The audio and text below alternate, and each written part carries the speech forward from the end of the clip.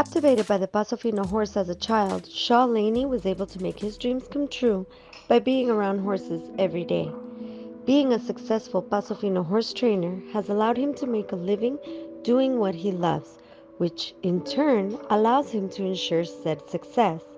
His love for horses and dedication to their top quality care motivate him daily, not only to work with Paso Fino horses, but also to work closely with his clients to assist them in fulfilling their goals. Laney recently met with Perfiles del Paso Fino to share his story and to explain the inspiration for his daily work. Hello, Shaw. Thank you for meeting with Perfiles del Paso Fino today. Thank you for having me. It's wonderful that you took some time out of this show here. For those who don't know you well, can you please share some of your background in the Paso Fino industry leading up to today? Sure. So, my name is Laney, and I was introduced to Paso Finos in 1981. I was 9 years old and started taking riding lessons at a local farm.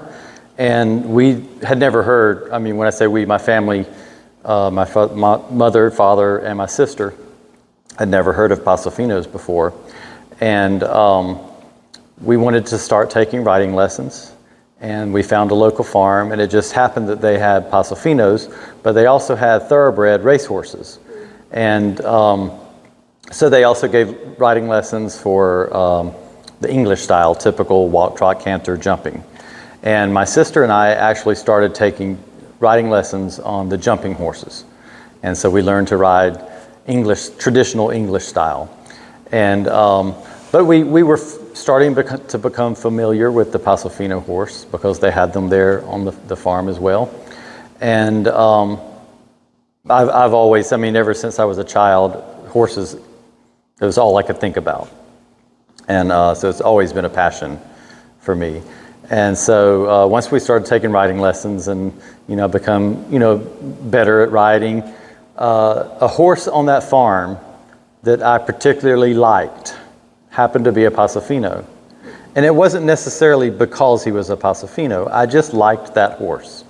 And I would spend the summers down there as many days as I could, just helping on the farm and being able to ride. And I just kind of had a love for this particular horse. And but he was a Paso Fino. And my parents, they presented him for my 10th birthday as a gift to me. And so it was kind of like a dream starting to come true for me. And so I started showing in the Paso Fino shows. And at that time, the horse was only 3. I was 10 by then. And I started showing, and we went to the Nationals that year, and I competed in equitation. And I think I placed 3rd in equitation. And so there, the passion was there for the Paso Fino horse. I did continue riding English horses though, because my riding instructor felt it was very important just to build a really good foundation of riding for being able to walk, trot, canter, go over jumps. So I did still continue that, but we also did the Paso Finos as well. And so it just developed there from my first show, like I said, was in 1982. And I've been showing ever since. And so as far as a career, as a teenager, my family had this one gelding, a Paso Fino gelding, that was exceptional quality. And we were just very blessed to be able to have this horse. And he really was a gift to our family. He just was a horse that he won so much in the show ring, and he had so much heart and willingness. He was the true Paso Fino, always in gait, always willing to work, excellent brio, but perfect manners. And so I started showing that horse a good bit and did a lot of winning. I was very, very fortunate to have that horse in my life because I feel like he kind of got me or made me known. People would notice the horse, then they would notice me riding as a teenager. And so a little by little, I would start riding a horse for someone else. And then someone else might ask me to ride a horse at a show. And from there, it just kind of was more or less a snowball effect and became a business. And by the time I was 18, it was a full-time training business for me. And but I really attribute that one horse and then my first riding instructor for the initial, part of my success, because my riding instructor, she really taught me how to ride properly, and then we were blessed to have that horse that more or less put me out there and made people notice, because he was so exceptional. So your riding skills never came from a Paso Fino equitation No. training. They came from an English. But she did both. But she was more dressage, but she also trained Paso Finos. It's kind of one extreme to the other, but she was, back in the 1980s, was really, really a top rider. And so I really am fortunate to also have that background in what I call a traditional English riding. Yes, and in all these interviews, let's say the more seasoned trainers have discussed the importance of going out into other disciplines. Yes. And getting that background and getting that foundation, because obviously not being a breed of origin from the United States, there isn't that very basic knowledge. Right. In some of the... Absolutely. And any children that I've ever coached throughout my career, I have always recommended that they also, find a stable that they can learn the other disciplines. Learn how to be able to sit a trot, the posting trot, learn how to sit the canter, whether it's Western or English, it would make a difference. But something other than a smooth gaited horse, because in the end, it's just going to make you a much better rider to be able to feel the motion. Because the other breeds have a lot more motion, and it teaches you as a rider to have to be able to move with that horse. Could you define horsemanship for me, and as it applies to you? Mm-hmm. Horsemanship is so much more than riding. It's also knowing how to properly care for the horse, proper nutrition for a horse, handling them on the ground, creating that trust, that bond. And there's a fine line between you want, of course, your horse to trust you, but you also want that horse to have the utmost respect for you. That they look to you to guide them. And especially with the Paso Fino, we all love the Paso Fino, but they're a very energetic horse. They're very clever, and so they can learn the bad things just as good as they can the good training. And so I think it's very important just to be well-rounded in your horsemanship, which goes so much more broad than just stepping up on the horse and riding it. You have to have first that respect from the ground, that bond, that trust, and then that translates more into the saddle, where the horse is following you and wants to work with you and instead of against you. And also, the training techniques. It's much more than just asking for quickness or asking for the horse to be short-strided. I mean, we all love to see those horses they're extremely quick and extremely short-strided, but it's so much more to achieve that, so that the horse is doing it properly and that the horse is willing to do that. Yes, the willingness is a big deal. What has been the greatest challenge you've faced so far in your profession?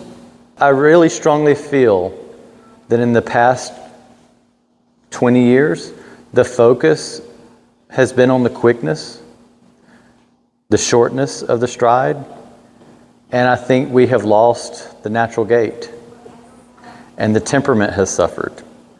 And so we have many horses that are extraordinary to watch. The quickness is extraordinary. There's brilliant. The brio is impressive. However, it's not so easy to train because you want when a horse is diagonal moving or more falling towards the trocha side, generally you would collect the horse or ask it to work a little harder to more or less push them or collect them into gait. Well, when you have a horse that already has so much brio and a little more temperament, maybe less willing, they're not as easy to get them to that point when you start to push or collect them. And so I think that's been, in my opinion, an obstacle, and it's something that I think we, as breeders, should really look into. Really maintaining the naturalness of the movement, and obviously the temperament. I mean, you could have the most spectacular horse in the world, but if it doesn't have the right temperament, you'll never have success in the show ring, or not even just in the show ring, just to be able to enjoy the horse, as a riding horse. Definitely, the responsibility a lot relies on the breeders. I do attribute some of it to, the horse industry has declined, not just Paso Finos, but I think it's a luxury. And sometimes the luxury starts to decline over the years. And kind of we're in an age of technology, and we see maybe less youth in the breeds, or in Paso Finos in particular. So I do attribute that kind of in those recession years, there just weren't many people breeding. And the ones that were breeding maybe were financially stable, and they were more or less just breeding for the show horses, those top high-level horses. And so we did lose some of the, I guess for a lack of a better term, the backyard breeders that did breed those more quiet, natural moving horses. That's what most people are attracted to in the beginning, just something that they can enjoy. And of course, then they generally move along into the show industry. What do you consider to have been your greatest accomplishment? My greatest accomplishment, there's been many, but I love seeing my amateurs and my youth riders succeed in the show ring. When I see them coming out of the ring, even if they didn't win the blue ribbon, but they're happy with their ride and they're smiling, for me, that's probably the biggest accomplishment. It is, and it's a beautiful thing. When you come out that way, it makes you want to go back in. It does. What has been the fondest memory you have with a horse? Perhaps the greatest sign of affection, or just an anecdote on a personal level? I would probably have to go back to our when I say my sister and I, our first two horses were two Paso Fino geldings. And like I say, without those two horses, my horse that I was presented for my birthday was a very, very gentle horse. However, he wasn't a very high quality horse. He was naturally gaited, but he wasn't a high-end show horse. But I loved showing him, and he taught me so much. He was a horse that I could, I basically lived on that horse through the summer. After school, I was always on his back, out in the woods, exploring, bareback. He could gallop, he could canter, he also gaited. And we did show him, or I did, was successful some in the shows. But it was the other horse that was actually my sister's horse that was so exceptional. And so definitely those two geldings will always hold a special place for me. Do you recall their bloodlines? I do. They were from a stallion. They were half brothers, and the stallion's name was Cojete Quetal. He was a son of Halachas. And back in the 80s, the Cappuccino Cappuccino came early 80s. So we got into the breed just a little bit before the Cappuccino years. And so the older bloodlines were Hilachas, El Pastor, some of those foundation stallions, but ours had the Hilachas bloodlines. But actually they were a mix. Their mothers were pure Puerto Rican mares, bred to a full Colombian stallion.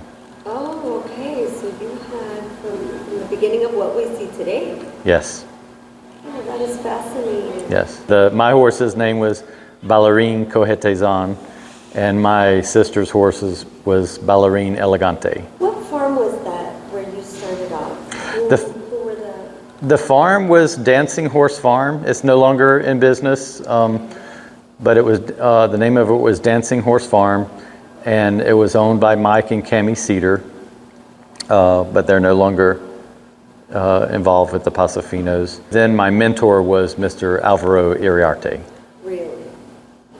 So my training techniques and the foundation, like I said, my early foundation was from my first teacher, which was Cammie Cedar, and but then my foundation in training techniques and learning how to get a horse flexible and light in the reins and secure.